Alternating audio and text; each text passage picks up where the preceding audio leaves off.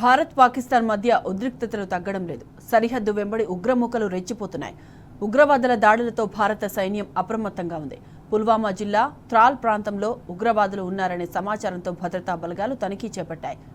నాదిర్ గ్రామంలో గాలింపు చర్యలు చేపట్టారు. ఆ క్రమంలో భద్రతా బలగాలపై ఉగ్రవాదులు దాడులు చేశారు. దీంతో భద్రతా సిబ్బంది ఎదురు కాల్పులు జరిపారు. కాల్పులో ఉగ్రవాది చనిపోయాడని అధికారులు వివరించారు.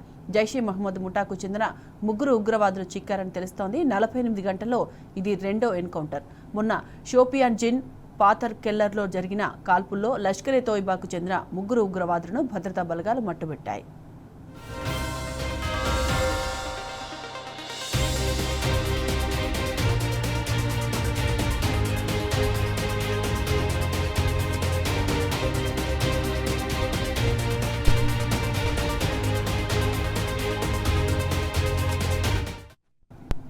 రైట్, ఎన్కౌంటర్ కి సంబంధించిన తాజా అప్డేట్స్ మా క్రైమ్ బ్యూరో చీఫ్ భాస్కర్ అందిస్తారు. భాస్కర్, పాకిస్తాన్ తీరు ఎప్పటికీ మారినటువంటి పరిస్థితి కనిపిస్తోంది. సరిహద్దుల్లో వరుసగా కాల్పులు కొనసాగిస్తున్నటువంటి పరిస్థితి కనిపిస్తోంది. పుల్వామా జిల్లా నాదర్ లో జరిగినటువంటి ఇష్యూకు సంబంధించి అక్కడ ఉన్నటువంటి ఉగ్రవాదుల కోసం గాలింపు చర్యలు చేపట్టింది భారత సైన్యం.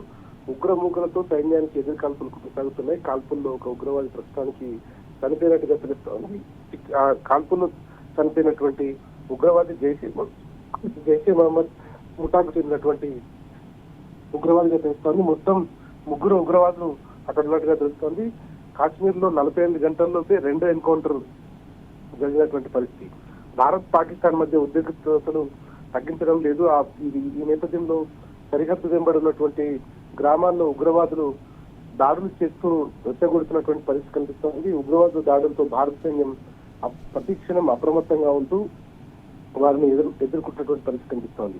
ప్రస్తుతానికి సౌత్ కాశ్మీర్ లోని పుల్వామా జిల్లా థాల్ ప్రాంతంలో ఉగ్రవాదులు ఉన్నారన్న సమాచారంతో భద్రతా బలగాలు తనిఖీలు చేపట్టాయి. నాదర్ గ్రామంలో గాలింపు చర్యలు చేపట్టినటువంటి సమయంలో భద్రతా బలగాలపై ఉగ్రవాదులు దాడులు చేస్తూ పారిపోవడానికి ప్రయత్నించారు. దీంతో భద్రతా బలగాలు కూడా ఎదురు కాల్పులు ప్రారంభించాయి. కాల్పుల్లో చనిపోయినటువంటి ఉగ్రవాది జైషే మహమ్మద్ ముఠాకు సంబంధించినటువంటి ఉగ్రవాదిగా తెలియడం జరిగింది. 48 గంటల్లో ప్రస్తుతానికి ఇది రెండో ఎన్కౌంటర్ గా తెలుస్తా ఉంది.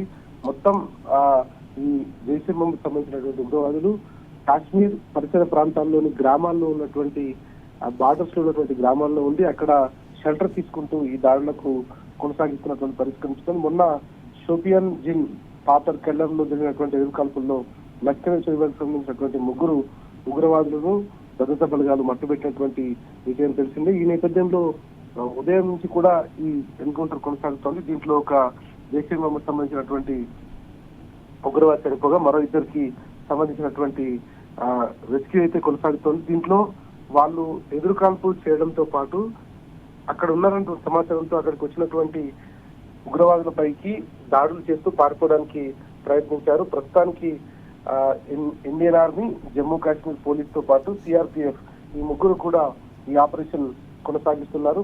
ప్రస్తుతం ఈ ఏరియా నాదర్ జిల్లాకు సంబంధించి త్రాల్ ఏరియాలో ఉంది. ఇది పుల్వామా డిస్ట్రిక్ట్ సౌత్ కాశ్మీర్ కు సంబంధించినటువంటి ఏరియాలో ప్రస్తుతానికైతే ఈ ఎన్కౌంటర్ కొనసాగుతా ఉంది. ఈ సర్చెస్ కూడా కొనసాగుతా ఉన్నాయి. గతంలో జరిగినటువంటి పహల్గామ్ కు జరిగినటువంటి దాంట్లో ఎవరైతే పాల్గొన్నారో వాళ్ళ కోసం ఇప్పటికే 20 లక్షల రూపాయల రివార్డు ప్రకటించింది వాళ్ళ ఆచూకీ కోసం భారత సైన్యం. దీంట్లో భాగంగా రెగ్యులర్ గా తనిఖీలు కొనసాగిస్తున్నటువంటి వేళ సౌత్ కాశ్మీర్ లో జరిగినటువంటి ఇన్సిడెంట్ కి సంబంధించి ప్రస్తుతానికి ఆపరేషన్ కొనసాగుతోంది. జమ్మూ కాశ్మీర్ పోలీస్ తో పాటు సిఆర్పిఎఫ్, అదేవిధంగా బిఎస్ఎఫ్ పోలీసులు, ఆర్మీ వీళ్ళంతా కూడా ఈ ఆపరేషన్ లో పాల్గొంటున్నారు. ప్రస్తుతానికి ఈ ఆపరేషన్ పూర్తయితే దీంట్లో ఎవరైనా పాల్గొని సంబంధించినటువంటి వాళ్ళు ఉన్నారా అనేటువంటిది కూడా అట్లాంటి సమాచారం ఏమైనా తెలిసేటువంటి అవకాశం కూడా ఉంది. ప్రస్తుతానికి మాత్రం ఈ ఎన్కౌంటర్ సంబంధించినటువంటి అయితే కొనసాగుతోంది. పారిపోవడానికి ప్రయత్నిస్తున్నటువంటి ఉగ్రవాదులు ఖచ్చితంగా పూర్తిగా వాళ్ళంతా కూడా దాన్ని ఆధీనంలోకి తీసుకున్నటువంటి పరిస్థితి. ఎట్టి పరిస్థితుల్లో 24 గంటల్లోపు ఈ ఎన్కౌంటర్ సంబంధించినటువంటి డీటెయిల్స్ కూడా బయటకు వచ్చే అవకాశం కనిపిస్తోంది. Right Bhaskar, thank you.